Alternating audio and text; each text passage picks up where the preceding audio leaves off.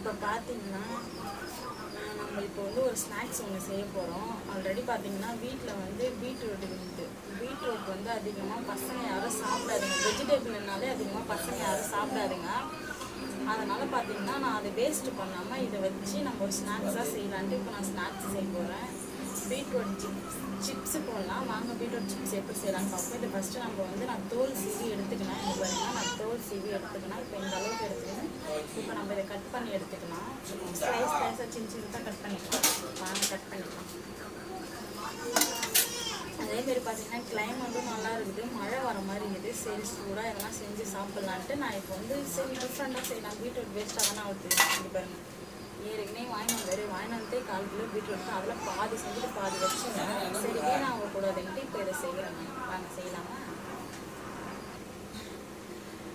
பாப்பாவும் அவங்க அப்பாவும் உள்ள டிவி பார்த்துன்னுக்குறாங்க. சரி டிவி சத்தம் கேட்கக்கூடாதுன்ட்டு துணி போடவே போட்டு நான் உள்ளே உட்காந்து செஞ்சுன்னுக்கிறேன். அவன் வந்து எல்லாத்தையும் கிடைக்கலாம். ஹாய் சொல்லு,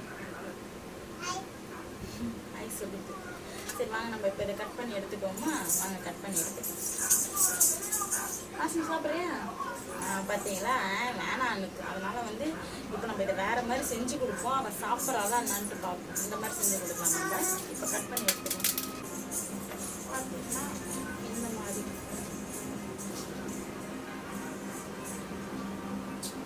இந்த மாதிரி ஸ்லைஸாக சீவி எடுத்துங்க. இப்போ இதை கட் பண்ணி நான் காமிக்கிறேன்.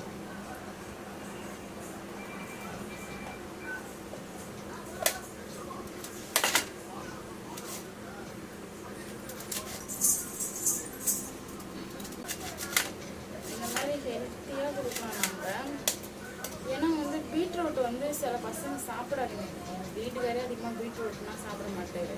சரி இந்த மாதிரி செஞ்சு கொடுப்போம். சரி பாப்பா பீட்ரூட்னாலே பார்த்த உடனே சாப்பிட மாட்டேறா, ஓடிடுறா. சரி ட்ரை பண்ணி பார்ப்போம். நல்லா இருக்குது. கிளைமேட் பார்த்தீங்கன்னா மழை வர மாதிரி இருக்குது.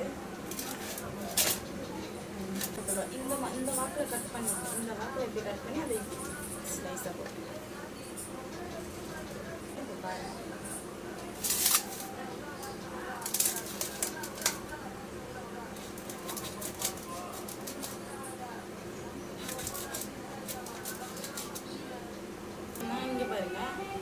இந்த அளவுக்கு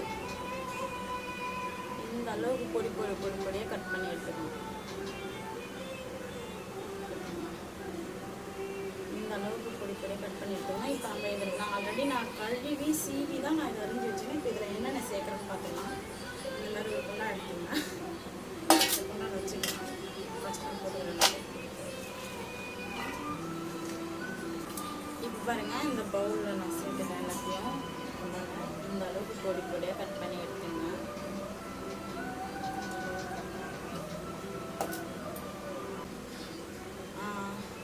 அரிசி மாவு, கார்ன்ஃப்ளவர் மாவு ரெண்டுத்தையும் ஒன்றா வச்சுக்கிறேன். இதை சேர்த்துக்கணும். அரிசி மாவு, கார்ன்ஃப்ளவர் மாவு,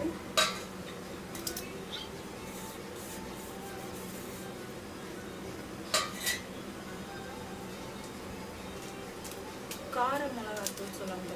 காரத்தூள் தான் எனக்கு காரத்துக்கு ஏற்ற மாரி, உங்களுக்கு காரத்துக்கு ஏற்ற மாதிரி போட்டுங்க. லைட்டாக போட்டுங்க. அப்புறம் பார்த்தீங்கன்னா உப்பு வந்து திட்டமாக போட்டுங்க. ஏன்னா வந்து இந்த காய் ஆல்ரெடி இனிப்பாக இருக்கும். அதனால் உப்பு திட்டமாக போட்டுங்க.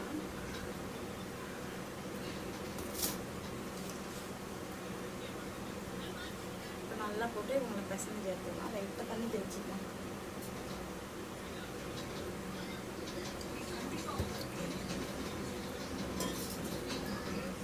காமிக்கலாம்.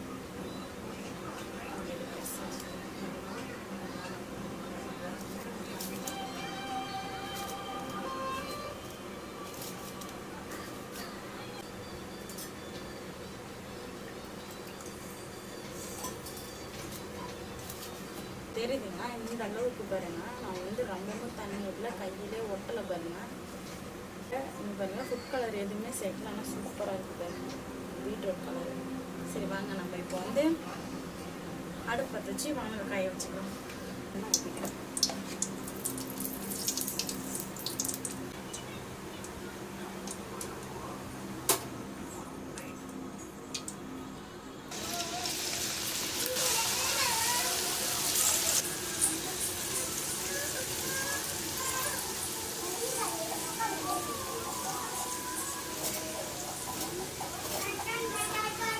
பார்த்தீங்கன்னா இதுவும் வெந்துச்சு. நம்ம இப்போ எடுத்துக்கலாம்.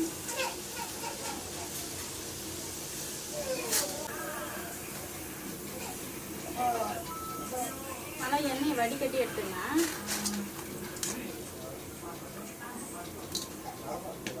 அடுப்பு ஆஃப் பண்ணிட்டேன்.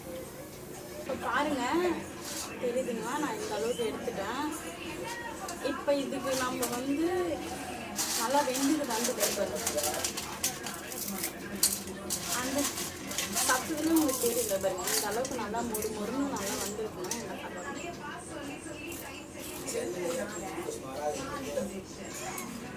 சூப்பராக இருக்குதுங்க. நிஜமாலுமே நம்ம கடையில் வாங்குவோமே அதே டேஸ்ட்டில் இருக்குது. நீங்கள் செஞ்சு சாப்பிட்டு பாருங்கள். நம்ம பாப்பாவோட டேஸ்ட்டு கொடுத்துலாம். வாங்க டேஸ்ட்டு கொடுத்துக்கலாமா? ஆசினி சாப்பிட்டு பாரு. ஆசினி நல்லா இருக்குங்களா?